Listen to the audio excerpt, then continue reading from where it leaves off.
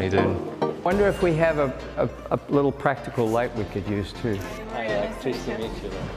And we'll start off with me taking photos of you, and it will transition to a shot where it's flipped and you're taking photos of me. What I've got here is the new Sumo19 from Atomos.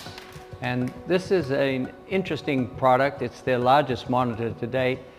I'm already deeply invested in these Atomos recorders. I have 3 of them on my cart, and I use them to record so that I can have an instant review of what I'm doing as I work my way through a scene. This particular unit goes one further in that it will do single, dual, and quad recording in SDI.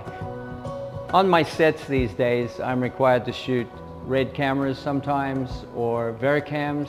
All of these files can be recorded on this particular recorder monitor setup. And quite often we're using smaller formats like this GH5.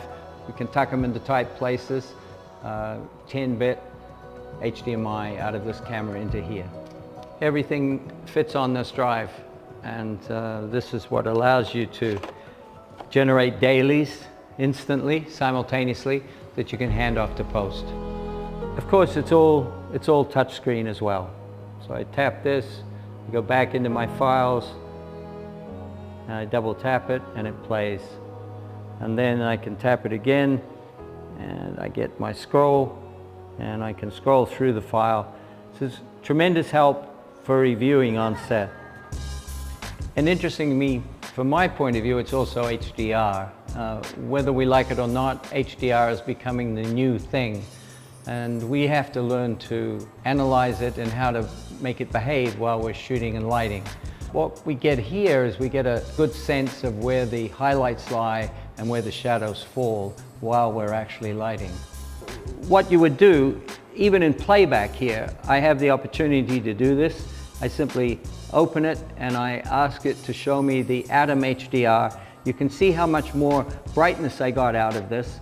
This is suggestive of a stop Rec 709 setting, but as I move the slider towards the right here, it changes how much I can actually examine in the highlights and how much I'm going to see here. I found that working at around 400% gave me a nice information level about where my highlights were and where my blacks were.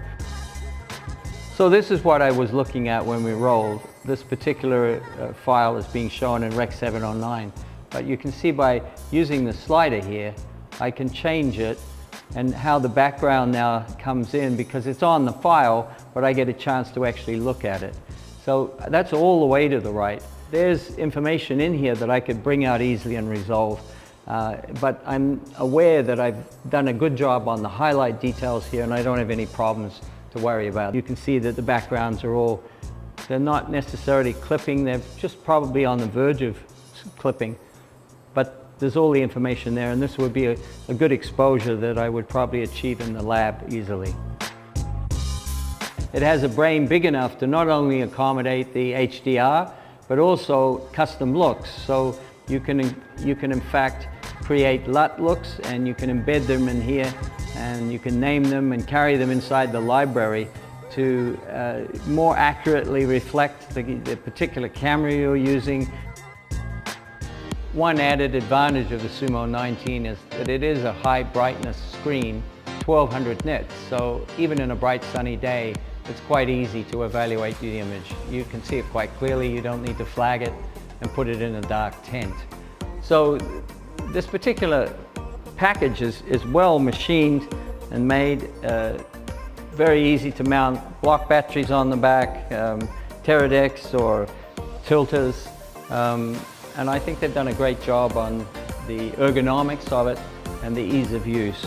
There are in fact mounting screws here, quarter 20, 2 quarter 20s and a 3/8 16 here, and also on the bottom in the same place. So all the way around you've got the ability to, well, there's some on the sides as well. There's one on this side, and there's probably one on the bottom here, 2 on here. So that's how we've been able to monitor, to mount this small transmitter. So it has 2 fans in here for cooling, and this particular grill here is a loudspeaker. which you can hear it quite well. There's a headphone jack and a mini headphone jack in the back here as well. This particular monitor was a joy to use. It's very simple. It emulates all of the control functions that I have on my Inferno and my Flame. And this is just a big brother that does even more. And I get a much bigger picture to evaluate the finer detail in my frame. Yes, more skin. More skin. What? That's the first time I've ever heard that.